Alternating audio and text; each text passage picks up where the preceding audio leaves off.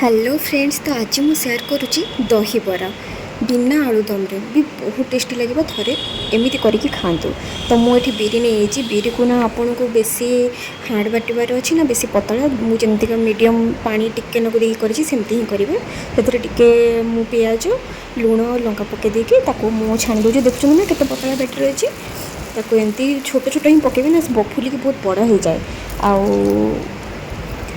ताको भलरे दी साइड छाणी साइला मु जो बेलारे गोटे पानी आ लुण नहीं माने पानी रे टिके गोटे चामच लुण पकईकी रखी तार कौन कम मुझे बताऊँ। तो ये मो बराटा पूरा रेडी ताकू तेल रू बाहर करके मु सांगे सांगे से पानी रे ही पकाउची जो लुण पानी रखी से आठी मुझे घोल दही दही जगह घोल दही ने ना बहुत टेस्टी लगे।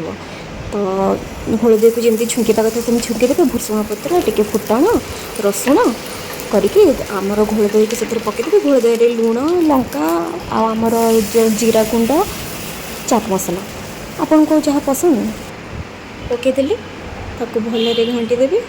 तापर ये जो घोल दही के गोटे जगार काढ़ी ना पाइले देन जो पानी रे आम बराटा बतरे देखुं ना केते नरम हो जाए घोल दही रखीदे कि बिल्कुल भी बेसी टाइम वेट करा पड़े मात्र 15 मिनट। तापर आप खाइबे देखिए केते टेस्टी लगुच खाई।